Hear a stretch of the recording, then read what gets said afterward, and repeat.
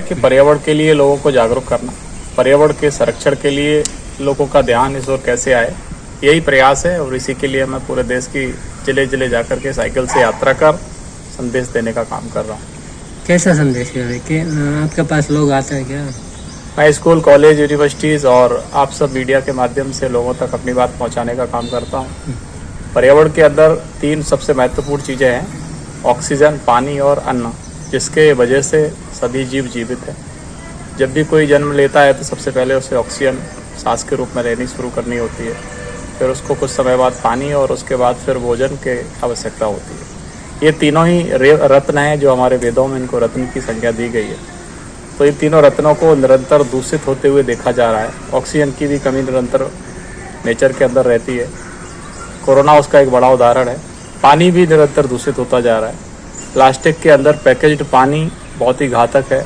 Plastic पर्यावरण को नुकसान पहुंचाता है और उसके अंदर जो पानी है न तो उसके अंदर मिनरल्स हैं, न किसी तरह के अन्य तत्व हैं जो शरीर के लिए लाभदायक है। तो वो पानी भी दूषित है जिसे हम पी रहे हैं। नेचुरल पानी को हम इग्नोर कर रहे हैं और उसको दूषित भी करते हुए निरंतर अपने जीवन को आगे बढ़ाने का एक काम कर रहे हैं, जो कि बहुत ही घातक है। तीसरा, अन्न निरंतर दूषित होता जा रहा है। उसके अंदर पेस्टिसाइड्स, केमिकल फर्टिलाइजर्स, तमाम ऐसे जीव कीटनाशक पदार्थों का इस्तेमाल किया जा रहा है जो कि खाने लायक नहीं है। और आजकल आप देखेंगे दूध के अंदर भी तमाम ऐसे मिलावटी चीज़ें आती हैं, यूरिया जैसे तत्व दूध के अंदर मिलाए जाते हैं जो कि नुकसानदायक है। तो नेचुरल चीज़ों पर हम वापस कैसे लौटें, कैसे हम प्रोसेस्ड फूड को खाने से अपने आप को बचें ताकि बीमारी रहित रहें। प्लास्टिक कैंसर का बड़ा कारण है। जो भी तत्व प्लास्टिक के माध्यम से शरीर के अंदर जाता है उसके अंदर प्लास्टिक रहता है, चाहे वो किसी भी फॉर्म में हो। माइक्रो प्लास्टिक कैंसर का बड़ा कारण है।